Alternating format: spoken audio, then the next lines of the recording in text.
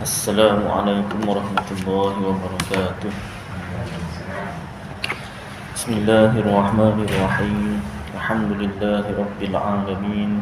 Wassalatu wassalamu ala asyrafil anbiya'i wal mursalin wa ala alihi wa sahbihi wa man tabi'ahum bi ihsanin ila yaumiddin.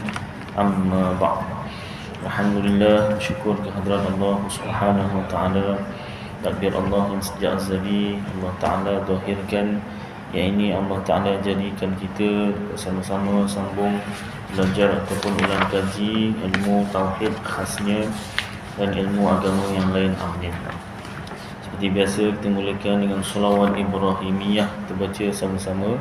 Allahumma salli ala Muhammad wa ala ali Muhammad kama sallaita ala Ibrahim وعلى آل إبراهيم وبارك على محمد وعلى آل محمد كما باركت على إبراهيم وعلى آل إبراهيم في العالمين إنك حميد مجيد.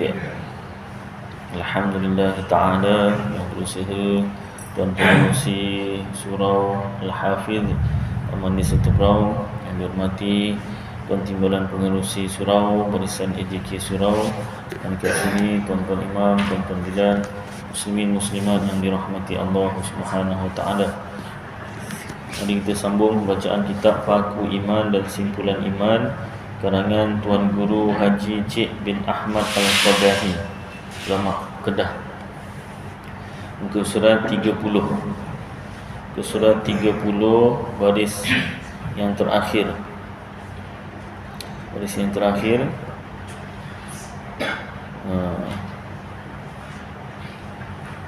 Ambil atas kelas 1, 2, 3, 4, 5 baris dari pihak atas.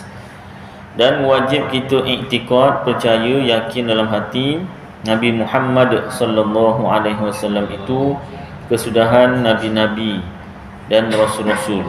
Maka tiada yang jadi nabi dan rasul kemudian daripadanya, dan tiada wahyu selepas daripadanya. Maka jadi kafir orang yang ada jadi nabi atau mengakulah jadi nabi atau rasul kemudian daripadanya, seperti puak-puak Taslim dan Qadiani. Dan jadi kafir juga satu puak Syiah yang berkata ada wahyu kepada imamnya. Adapun Nabi Isa yang akan turun sebelum hari kiamat, Nabi Isa dia bawa syariat Nabi Muhammad sallallahu alaihi wasallam. Dia tak bawa syariat baharu ya. Dan ada setengah Syiah tidak kafir, tetapi tidak ada Syiah yang tidak sesat. Macam mana tu Ustaz? Apa beza sesat dengan kafir? Sesat dia tak semestinya kafir. Sesat boleh jadi berdosa besar. Kalau kafir, dia dah terkeluar daripada Islam. Tapi walaupun ada Syiah yang tidak kafir, cuma sesat, pun bahaya. Sebab apa? Bukan akidah yang pegangan akidah yang lebih afdal lah. Bukan akidah yang dibawa oleh Rasulullah sallallahu alaihi wasallam dan para sahabat radhiyallahu anhum ajma'in. Kerana ittifaq, sepakat segala ulama yang dahulu-dahulu dan yang kemudian. Dan disebut di dalam kitab-kitab kesemua mazhab Syiah itu salah dan sesat. Cuma ada yang tak kafir. Tak semualah, ada sebahagian. Tapi semuanya sesat, semuanya salah. Maknanya berdosa lah, berdosa besar. Bahaya. Macam juga fahaman Mu'tazilah, ada ulama mengatakan sesat, ada ulama mengatakan kafir. Yang mengatakan sesat tu iaitu Imam Abul Hasan Al-Ash'ari. Fahaman Mu'tazilah ni sesat tapi tak kafir. Dalilnya sebab dia masih kata salah satu fahaman Mu'tazilah ni Allah pinjamkan kuasa pada makhluk. Yang kuasa yang Allah pinjamkan itu, maka makhluk memilih, maka makhluk bergerak sendiri nak buat baik atau nak buat jahat, bergerak buat baik atau bergerak buat jahat. Ini fahaman sesat Mu'tazilah. Jadi sebelum kita teruskan, fahaman Ahlus Sunnah wal Jamaah yang betul, iaitu pada hakikat kejadian sebenar Allah Ta'ala yang tentukan nasib makhluk, Allah Ta'ala yang gerakkan perbuatan makhluk tu. Pada zahir pandangan mata kasar saja, seolah-olah makhluk ada pilihan sendiri nak buat baik ke nak buat jahat, nak pilih jodoh yang mana, nak pilih kereta yang mana, nak pilih rumah yang mana, nak tambah besar, tambah kereta yang mana. Jadi pilihan tu pada zahir pandangan mata kasar. Hakikat kejadian sebenar Allah Ta'ala yang tentukan pilihan makhluk tu. Makhluk tu nak pilih buat baik ke buat jahat tu, itu tu Allah Ta'ala yang tentukan. Orang ini dia pilih nak buat baik, orang ini dia pilih nak buat jahat, tu Allah yang tentukan. Hakikat kejadian sebenar. Zahir sahaja seolah-olah boleh memilih sendiri, zahir sahaja nampak bergerak sendiri. Jadi fahaman Ahlus Sunnah wal Jamaah ni ada hakikat tauhid, ada zahir syariat. Itu bukan kitab Melayu saja. Contoh kitab Melayu Risalah Tauhid, muka surat 23. Kalau tuan-tuan ada kitab surat Risalah Tauhid Surah Agama Johor dulu, buka muka surat 23, Risalah Tauhid, pindaan Umar Yusuf dan Abdul Ghani Yahya. Kenapa pindaan? Dia asalnya kita Arab, diterjemahkan ke bahasa Melayu, tapi tak diambil semualah, sebahagian. Muka surat 23. Pada zahir pandangan Makassar seolah-olah makhluk yang memilih dan bergerak. Hakikat dan sebenarnya Allah lah yang menentukan pilihan makhluk dan Allah yang bergerak. Kitab Melayu yang lain, kitab Aqidatun Najin, itu lupa muka surat ni. Sama juga bahasanya, zahir nampak makhluk yang memilih, zahir nampak makhluk yang bergerak sendiri. Hakikat Allah yang tentukan kehendak makhluk tu dan Allah yang gerakkan perbuatan makhluk. Kitab Arab Fathul Majid muka surat 18. Kitab Fathul Majid muka surat 18 bagi Syekh Nawawi Al-Bantani. Muka surat 18, pada tengah-tengah. Ayat panjangnya banyak, ayat pendeknya fahuwa makhlukun, adapun makhluk mukhtarun zahiran, memilih pada zahir, Arabnya aku tambungan itu lupa pula, batinan,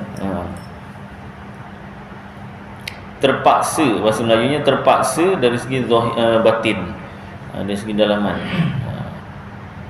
Wa majburun batinan, alhamdulillah. Fa huwa makhlukun, adapun makhluk itu, maka dia ini makhluk itu mukhtarun zahirun, memilih pada zahir. Pada zahir nampak kita sendiri pilih, orang tu sendiri pilih nak buat baik nak buat jahat. Majburun batinan, terpaksa dari segi batin. Pasal Allah yang tentukan. Baik, sambung Jadi sambung balik tadi, Mu'tazilah punya sesat yang tadi, kata Imam Abul Hasan Al-Ash'ari, dia ini sesat, ahlul bid'ah, tetapi tidak jatuh kafir. Kenapa? Sebab dia masih kata Allah, kuasa tu masih daripada Allah. Allah pinjamkan kuasa pada makhluk. Bukan kuasa makhluk, kuasa Allah Ta'ala, cuma Allah pinjamkan. Allah beri pada makhluk kuasanya, maka dengan kuasa yang Allah beri itulah makhluk memilih, makhluk bergerak sendiri. Ini fahaman sesat Mu'tazilah. Dia tak kafir kata Imam Abul Hasan Al-Ash'ari, tapi bid'ah. Maknanya Rasulullah tak pernah berfahaman begitu, para sahabat pun tak pernah berfahaman begitu, Allah pinjamkan kuasa pada makhluk. Sebahagian ulama lagi kata murtad kafir, iaitu Imam Abu Mansur Al-Maturidi. Fahaman Mu'tazilah Allah pinjamkan kuasa pada makhluk ni jatuh murtad kafir. Alhamdulillah. Kenapa? Dalilnya sebab wahdaniyah, esa Allah Ta'ala pada sifat sudah terbatal. Allah Ta'ala wajib bersifat wahdaniyah, esa Allah pada zat, sifat dan perbuatan. Esa Allah pada sifat, iaitu setiap sifat Allah itu tak berbilang-bilang, esa satu. Contoh sifat kudrat Allah, sifat kuasa Allah, tak boleh jadi dua, apatah lagi lebih. Kalau Allah pinjamkan kuasanya, dah berpindah, dah berpisah kuasa Allah tu daripada diri Allah pergi kepada makhluk. Makhluk bukan satu, banyak. Dah bukan dua kudrat, berbilion-bilion, kita pun tak tahu berapa banyak bilangan makhluk. Sebanyak-banyak bilangan makhluk dah kuasa Allah tu pecah. Maknanya Allah sudah tak wahdaniyah pada sifat. Sebab itulah Imam Abu Mansur Al-Maturidi kata fahaman Mu'tazilah yang mengatakan Allah pinjamkan kuasa pada makhluk kafir, murtad. Alhamdulillah. Baik, sambung sini ya. Itu beza sesat dengan kafir ya. Jadi walaupun Syiah ini tak semuanya sesat, tak semuanya kafir, ada yang sesat saja, tapi bahayalah. Baik kita pegang yang muktamad, iaitu Ahlus Sunnah wal Jamaah. Baik, sambung.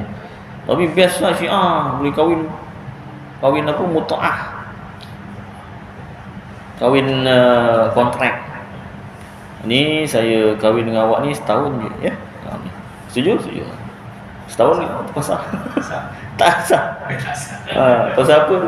Dia ada tempoh masa. Kahwin tak ada tempoh masa. Dia niat nak cerai tu.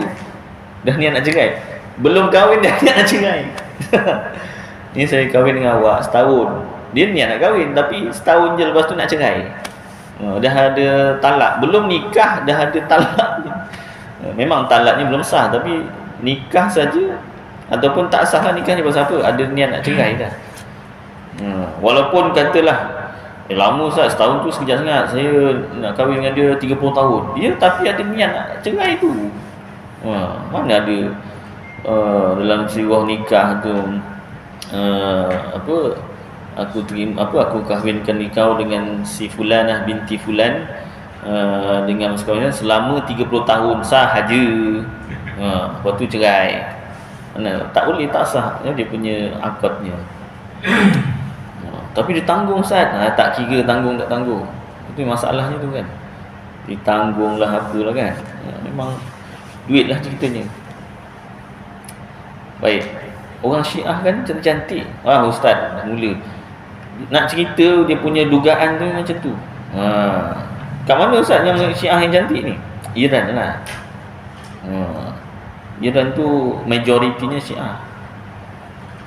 Cantik Ustaz, tengok sendirilah. Kan. Dia belah-belah orang kata Eropah lah. Baik, sambung sini. Jadi dan disebut dalam kitab-kitab ni kesemua mazhab Syiah itu salah dan sesat. Semuanya salah dan sesat. Memang tak semuanya, ada yang tak jadi kafir, tapi kebanyakannya jadi kafir. Jadi jangan ikut ya. Hati-hati. Dia mengaku di Islam tak? Dia mengaku di Islam lah. Malah dia tolong lagi kan, apa nama ni, negara-negara Islam yang diserang. Baik-baik, sambung ya. Melainkan bapa kaum muda yang ia pun puak yang sesat juga, lebih kurang dengan Syiah lah. Bahasa kitab ni bahasa agak moden juga ni. Kaum muda mana? Kaum muda kalau belajar sejarah tingkatan berapa, 1, 2, 3 tu adalah kaum muda tahun 1920-an sudah masuk kaum muda di Malaysia. Kaum muda ni membawa fahaman daripada luar negara. Asalnya fahaman tersebut nak menjatuhkan kerajaan yang zalim. Niatnya begitu, tapi bila dah masuk bab akidah, dia lebih kepada ataupun berat kepada ataupun lebih cenderung kepada samalah tu semuanya kepada Wahabi. Lawan dia kaum tua ni bukannya orang tu tua, tak adalah. Maksudnya dia menggunakan, kaum tua ni menggunakan rujukan kitab-kitab kuning, kitab-kitab turas, kitab-kitab lama, tu panggil kaum tua. Yang tua tu bukan orangnya tu, kitab, sumber kitabnya tu. Jadi memang sangat berlawanan lah. Kaum tua ni Ahlus Sunnah wal Jamaah. Baik, sambung Bapa kaum muda itu berfatwa, ia kata Syiah itu tidak salah. Dah sama-sama sesat. Kan tak salah, iaitu mazhab yang boleh diikut seperti mazhab yang lain. Na'udzubillah min dzalik. Dan wajib ke semua nabi-nabi dan rasul-rasul. Habislah cerita tu kan. Habis cerita sampai situ. Sambung balik bab nabi. Dan wajib ke semua nabi-nabi dan rasul-rasul, yang ini wajib kita iktikad, percaya, yakin dalam hati, ke semua mereka itu daripada Nabi Adam hingga sampai kepada Nabi Muhammad sallallahu alaihi wasallam, sekalian mereka itu agamanya ialah agama Islam. Daripada Nabi Adam sampai Nabi Muhammad sallallahu alaihi wasallam itu semuanya agamanya agama Islam. Bukan ada yang Yahudi Nasrani ke Ustaz? Yahudi Nasrani itu bukan Islam. Tapi dia pegang kitab Taurat, Zabur, Injil. Itu ahli kitab. Ahli kitab dan agamanya agama Islam. Kita tak panggil dia tu Yahudi atau Nasrani. Yang namanya Yahudi Nasrani itu dah sesat dah bukan Islam. Dah kafir lah. Bukannya Yahudi tu Yahudi ni asalnya betul, kemudian baru sesat. Yahudi tu dah salah lah. Yang betulnya tu yang ikut kitab Taurat asal, itu terpanggil Islam juga. Yang Nasrani itu dia bukan mula-mula dia betul, kemudian baru dia sesat. Bukan. Nasrani itu dah memang bukan Islam. Habis yang pegang kitab Injil dia ahli kitab. Ahli kitab. Tapi agamanya agama Islam. Ahli kitab tu bila dia start jadi Nasrani, bila dia tak mempercayai, tak beriman dengan Al-Quran. Bila Quran diturunkan, Nabi Muhammad diturunkan, tak beriman. Itu start ahli kitab tu jadi Nasrani. Yang Yahudi itu tak ikut kitab Taurat lah. Jangan kelirulah kat situ. Bukan agama Islam tu selepas Nabi Muhammad baru nama agama Islam, tak. Kenapa sejak Nabi Adam sampai Nabi Muhammad agama Islam tauhidnya sama, syariatnya mungkin berbeza dari segi fikih, sembahyangnya, puasa, zakat, haji, ada yang sama, ada yang berlainan. Cara taubatnya, itu saya kena pastikan balik lah. Saya pernah dengar orang kaum sebelum Nabi Muhammad sallallahu alaihi wasallam, cara nak taubatnya kena bunuh diri. Itu saya pernah dengar, tapi wallahu a'lam, dia punya sumbernya saya lupa. Nanti kena semak balik kitab, ada ke syariat Nabi sebelum Nabi Muhammad ni taubatnya begitu. Tapi makna nak cerita berbeza dari segi syariat atau fikihnya. Dari segi akidahnya sama semua. Ahlus Sunnah wal Jamaah. Memanglah nama Ahlus Sunnah wal Jamaah tu pun kemudian. Lagilah Al-Asy'ariyah dan Al-Maturidiyah tu lagi kemudian. Tetapi isinya, pengajarannya tu sama, dalam poin-poin akidahnya tu sama daripada Nabi Adam sampai Nabi Muhammad sallallahu alaihi wasallam. Firman Allah Taala, a'udzu billahi minasyaitonir rajim. Bismillahirrahmanirrahim. Innad dina indallahil Islam. Shadaqallahul azim. وَمَنْ يَبْتَغِ غَيْرَ الْإِسْلَامِ دِينًا فَلَنْ يُقْبَلَ مِنْهُ وَهُوَ فِي الْآخِرَةِ مِنَ الْخَاسِرِينَ. Shadaqallahul azim. Dua ayat itu surah Ali Imran, satu ayat 19, satu lagi ayat 85.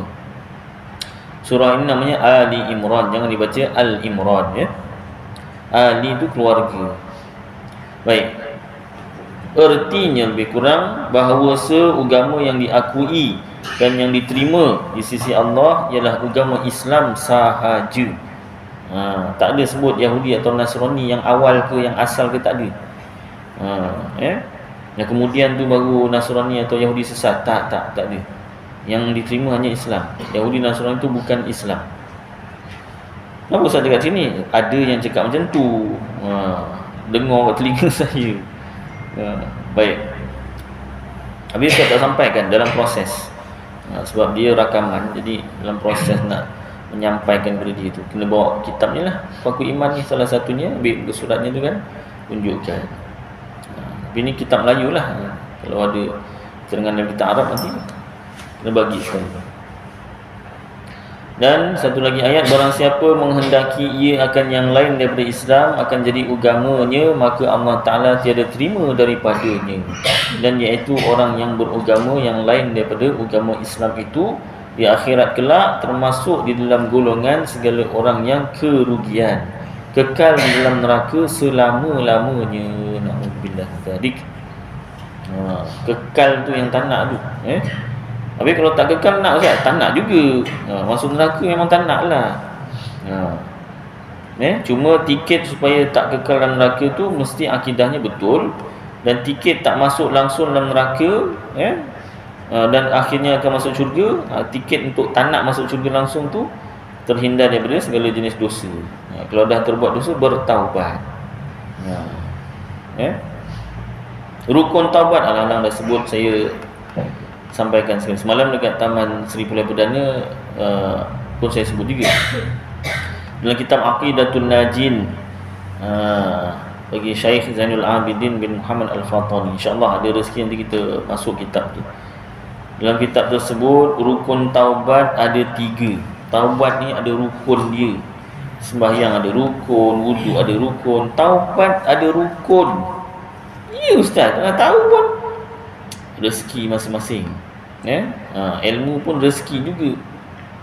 Rezekinya belum sampai ke, kan, terlupa ke, dah ada dapat, lupa ke, kan. Jadi taubat tu ada 3 rukun. Rukun yang pertama iaitu meninggalkan dosa tersebut ketika bertaubat.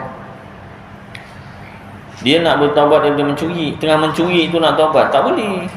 Kena stop dulu. Stop ke habiskan dulu Ustaz? Kalau boleh stop lah. Habiskan dulu mencuri. Stop dulu mencuri. Stop dulu, kalau boleh stop terus lah. Stop. Okey, taubat. Tu rukun pertama. Tak buat dosa tersebut. Contoh mencuri tadi. Yang kedua rukun taubat iaitu menyesal. Dalam hati tu mesti menyesal. Regret. Orang Jawa kata regret. Jawa yang pandai Inggeris, regret. Menyesal, betul-betul menyesal. Allah Ta'ala je lah yang tahu kita punya hati tu betul-betul menyesal ke tidak. Kalau tanda tak menyesal, alah kau bawa sikit, aku dulu curi lagi banyak lah. Itu bukan menyesal tu, itu ya, bangga. Tapi kalau nak diselamatkan, kena jadikan pengajaran lah. Tapi lepas tu aku kena cini-cini, jadi kau jangan curi, gitu tak apalah. Jadikan pengajaran. Tapi jangan ada rasa bangga lah. Baik, yang kedua menyesal. Betul-betul menyesal lah. Bukan cakap je, aku menyesal lah. Itu cakap je kan. Memang hati betul. Allah Ta'ala je lah yang tahu tu. Ni rukun taubat ni, yang pertama tadi orang boleh nampak. Yang kedua orang tak nampak, Allah Ta'ala je nampak. Malaikat pun tak nampak. Dalam kitab apa nama ni, Jauharul Mawhub, ada satu kisah benar. Satu orang di akhirat nanti Allah Ta'ala suruh malaikat hafazah. Malaikat hafazah ni malaikat penjaga. Penjaga apa? Raqib dan Atid, penjaga amalan dan kata-kata. Setiap yang kita cakap, setiap yang kita buat, malaikat tulis sama ada baik atau jahat. Yang baik malaikat, dia tak ada confuse. Ini baik ke jahat? Tak ada. Dia memang dah confirm dah. Ini yang baik, ini yang jahat. Yang confuse tu kita. Ni boleh tak boleh tak tu kita. Malaikat tu tak ada, memang dah ada dah senarai dia. Ini baik, ini jahat. Jadi Allah Ta'ala suruh malaikat hafazah ni tuliskan dia ni pergi haji. Tak ada. Ya Allah, tak ada. Ya Allah, dalam ni tak ada. Dia memang daripada lahir sampai mati tak ada. Amalan ni tak ada. Haji ke apa, gitulah. Allah Ta'ala kata dia ada niat. Dia ada niat nak buat haji. Dia niat tu dapat pahala rupanya. Tapi niat, malaikat tak tahu. Nak cerita tu tadi, malaikat tak tahu dalam hati.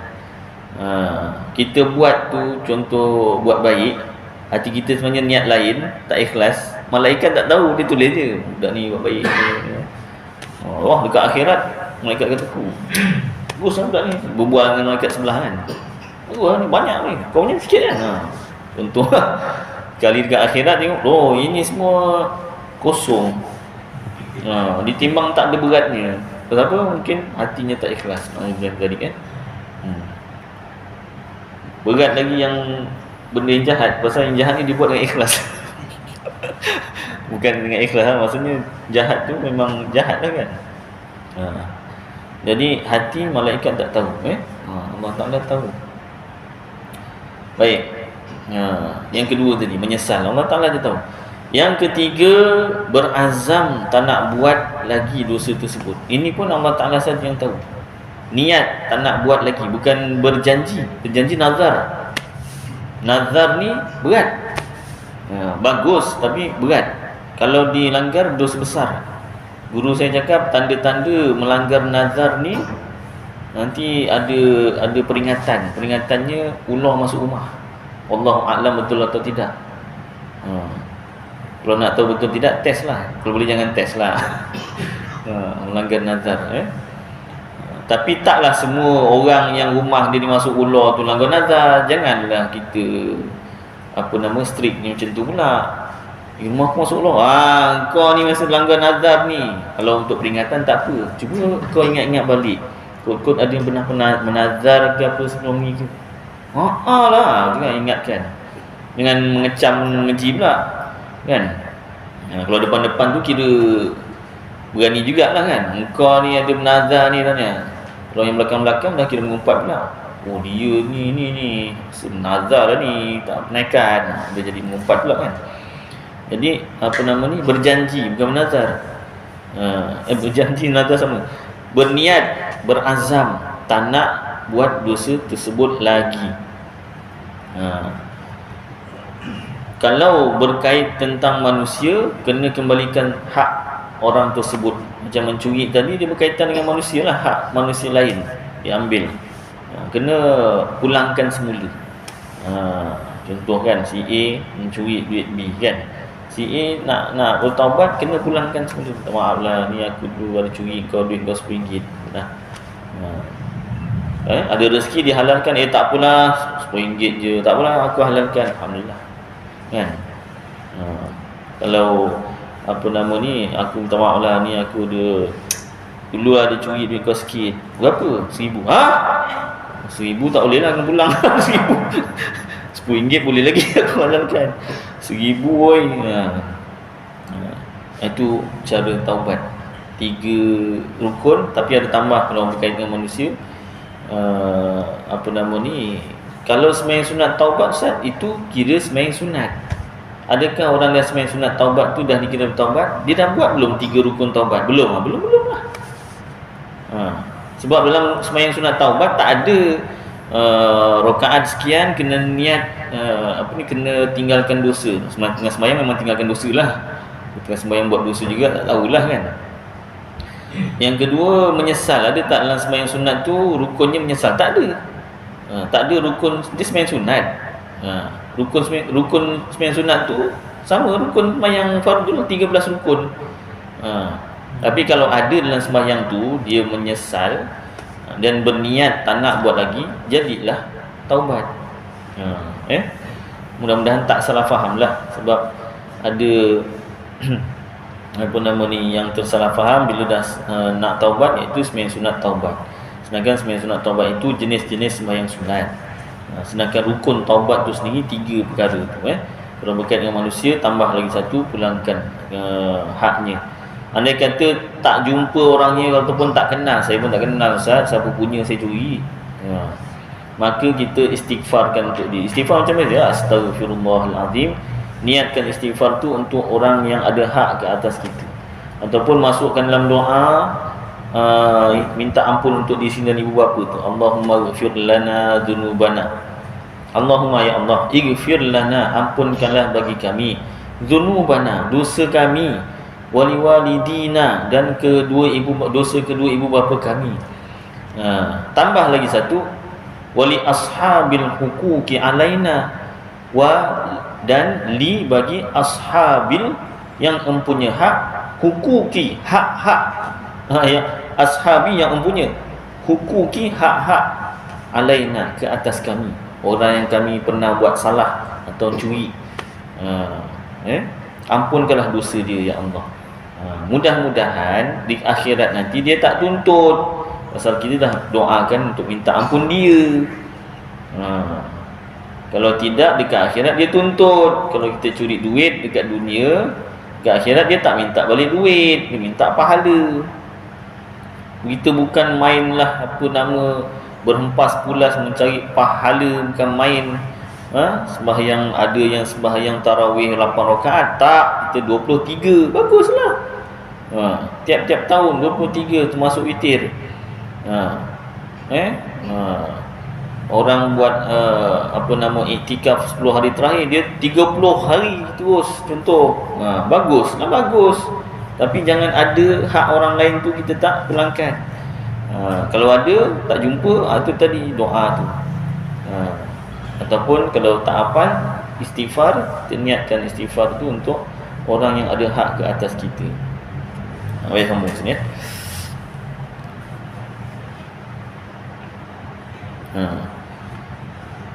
Jadi tiga rukun taubat tu ya.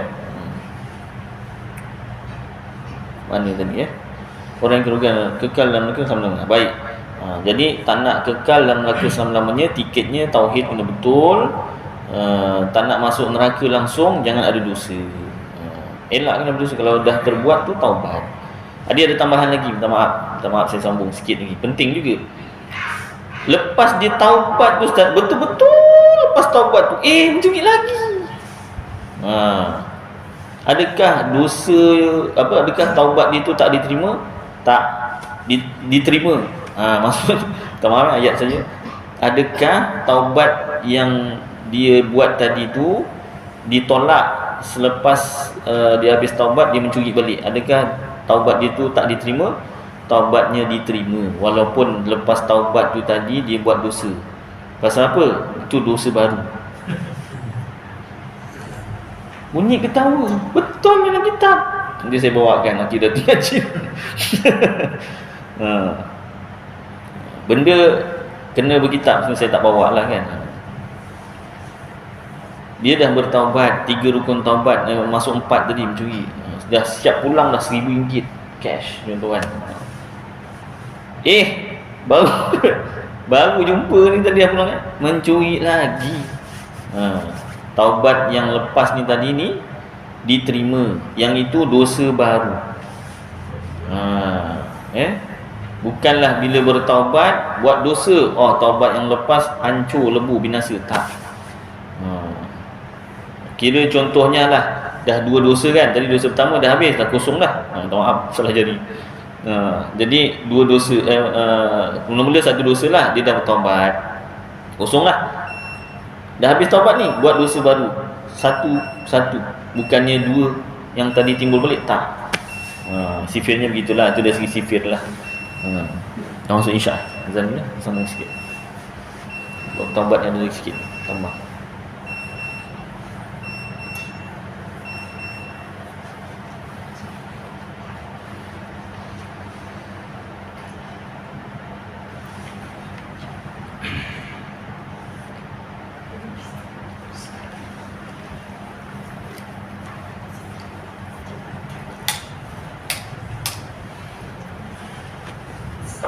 Allahu Akbar, Allahu Akbar,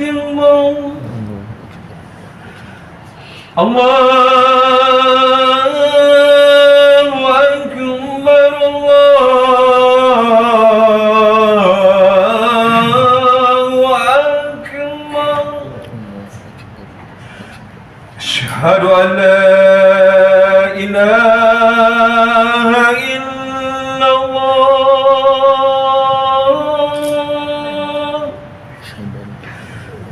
أشهد أن لا إله إلا الله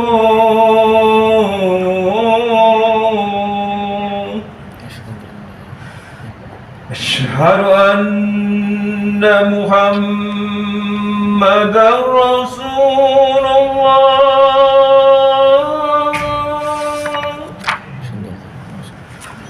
أشهد أن محمدا رسول الله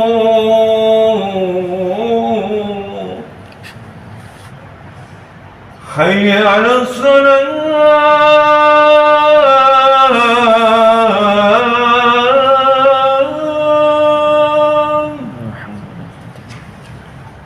حي على الصلاة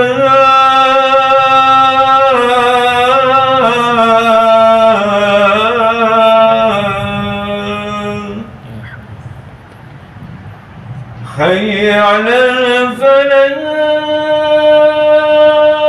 الفلاح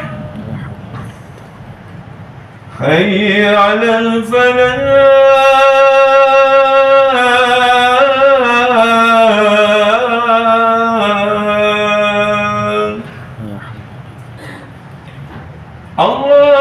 الله أكبر الله أكبر لا إله إلا الله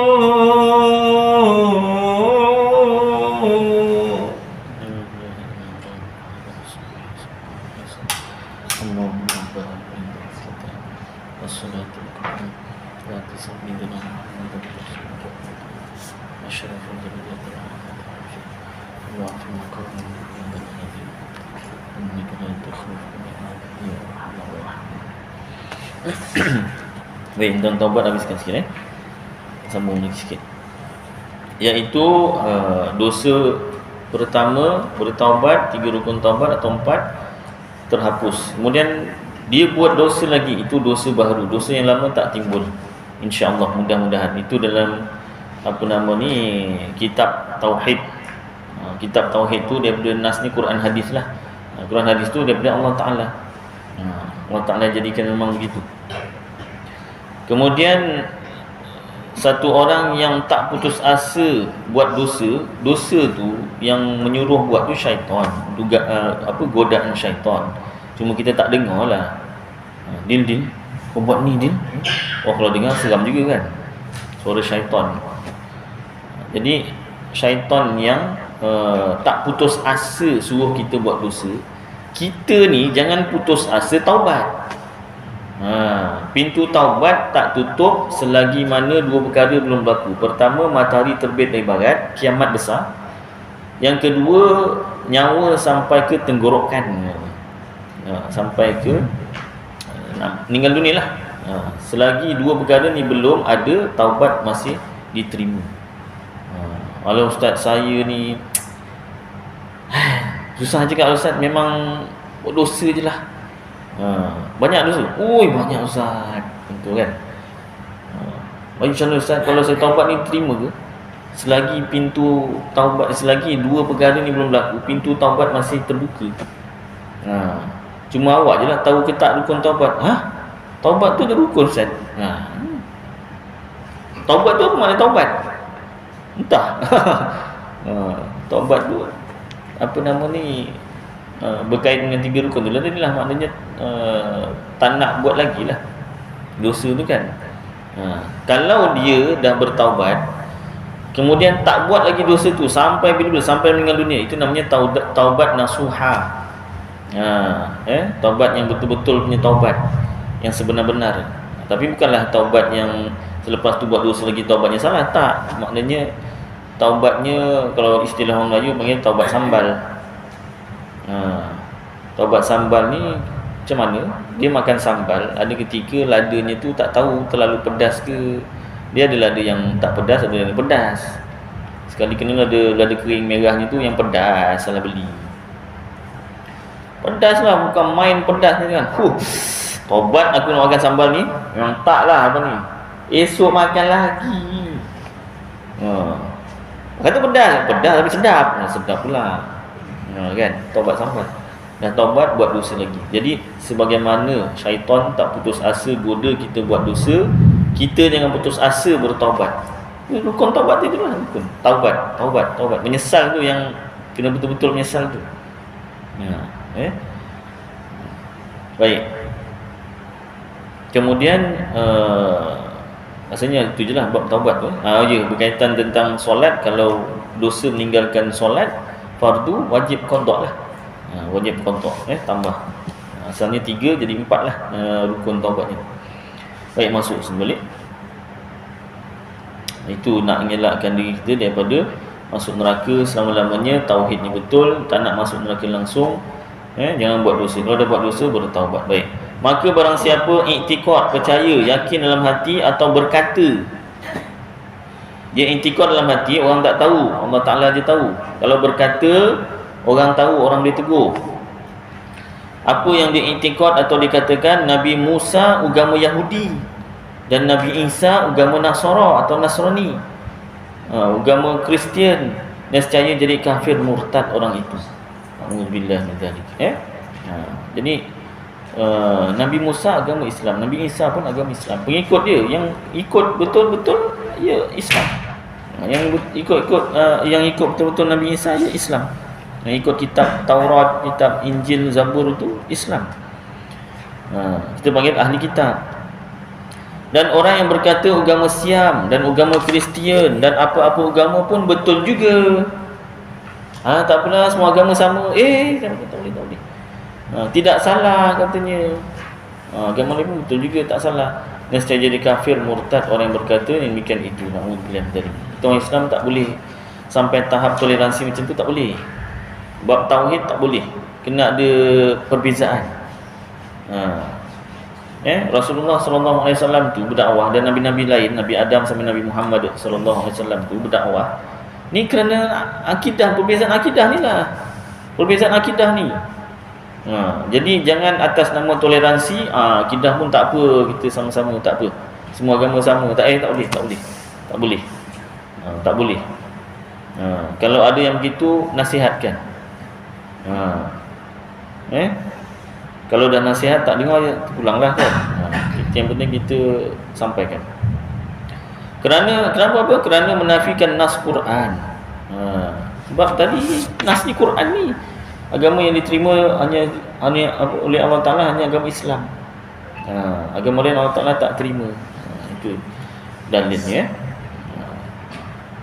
Dan wajib atas kita iktikad, wajib bagi segala nabi-nabi dan rasul-rasul itu siddiq. Ini kita sambung akan datang, insya-Allah. Cukuplah kadar ni beberapa perkara.